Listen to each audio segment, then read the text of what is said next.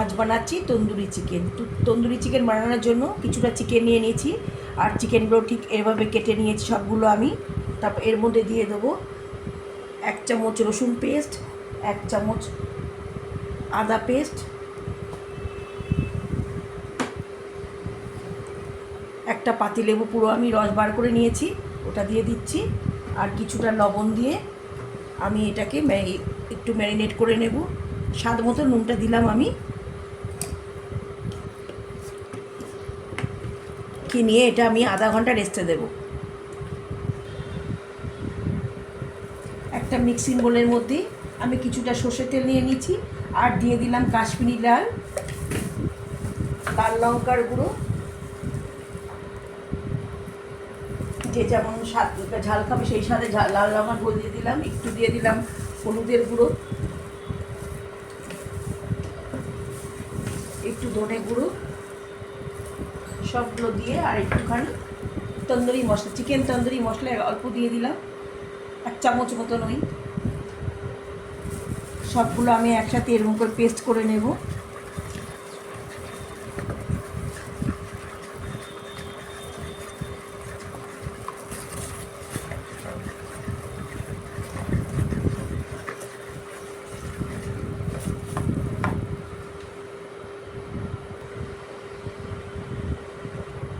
আর দিয়ে দিলাম 2 চামচ বেসন। আমি সব এগুলোকে একদম ভালো সুন্দর করে আমি মিক্স করে নেব।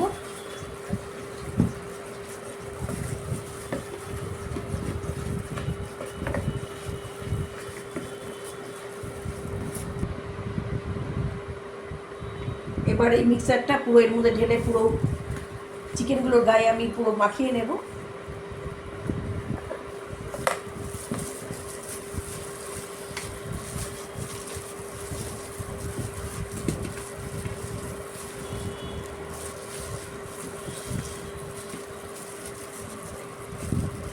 পুরো ভালো করে মাখানো হয়ে গেছে।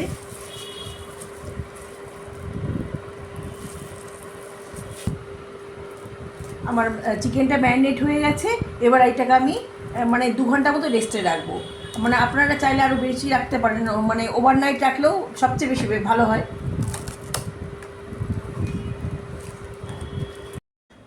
তন্দুরি চিকেনের জন্য আমার চিকেনটা ম্যারিনেট হয়ে 2 ঘন্টা আমি ম্যারিনেট করেছি। আপনারা একটা ওভারনাইট করলেও ভালো হয়। আমি একটা প্যান গরম করে নিয়েছি, নিয়ে এর মধ্যে দিয়ে দিলাম একটুখানি সাদা তেল। আমি মাখন দিয়েই করব, সাদা তেলটা দিলাম যাতে মাখনটা জ্বলে না যায়। তারপরে দিয়ে দিলাম অল্প মাখন লাগবে, শুধু তেলেও করা যায়, আমি মাখন দিয়ে করছি।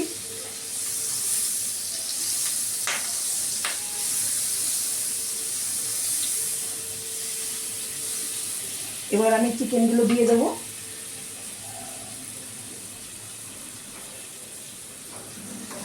সব চিকেনগুলো আমি এইভাবে দিয়ে দেবো।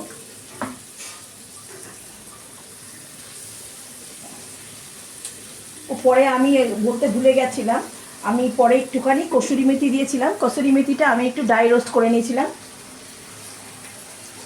ওটা বলতে আমি ভুলে গেছিলাম। সব মাংসগুলো আমি এরকম করে দিয়ে দেবো।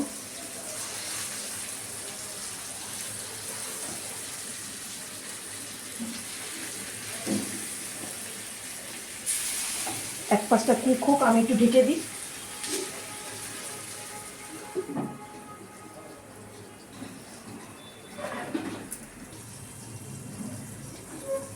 এবার আমি খুলছি ঢাকাটা খুলে অন্য দিকটা পাল্টে দেব। খুব সুন্দর একদিকটা রোস্ট হয়েছে।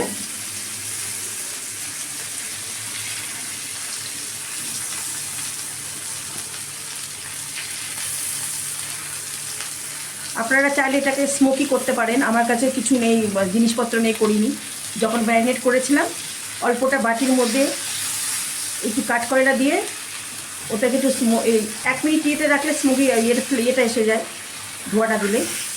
আর এটা হয়ে গেছে, উল্টো দিকটা পাল্টে আমি এটা আবার করে নেব।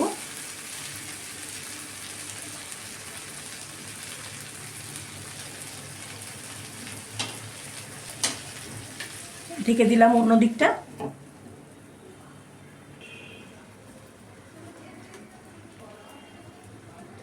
এবার খুলে দিলাম, খুব সুন্দর গন্ধ বেরিয়েছে, গন্ধে একদম ঘরটা মমা করছে। লেগ পিসগুলো কি সুন্দর ছেড়ে গেছে। এই যে এবার আরেকবার উল্টে দিই, বেশ সুন্দর রোস্টের দাগটা ইয়েটা হয়েছে। সবগুলো উল্টে দিই, আর 5 মিনিট মতো রাখবো আমি এটা উল্টে। তাও অনেকক্ষণ, 20 মিনিট হয়ে গেছে। আর একটু ঢেকে দিই 5 মিনিট মতো।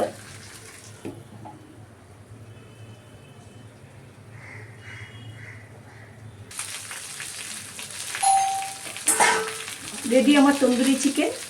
এবার আমি উঠিয়ে নেব।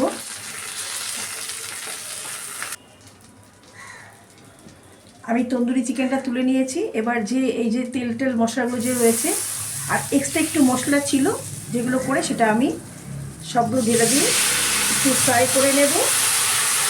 করে নিয়ে আমি রুটি বা পরোটা যার সাথে সার্ভ করবো তার সাথে এটা পরিবেশনে এটা দিলে ওটা দিয়ে লাগিয়ে খেতে খুব ভালো লাগবে। একটু ফ্রাই করে নেব।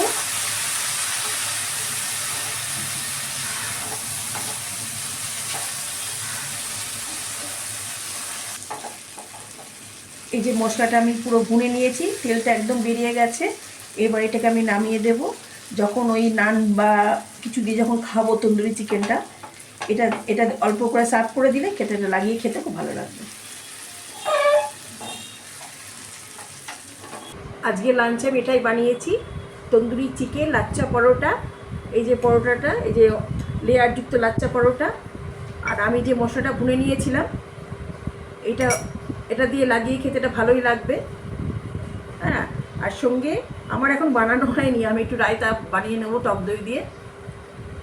যে ভালো লাগলে শেয়ার করে দেবেন, ভালো লাগে শেয়ার করে দেবেন। আর সুস্থ থাকবেন, ভালো থাকবেন। ধন্যবাদ।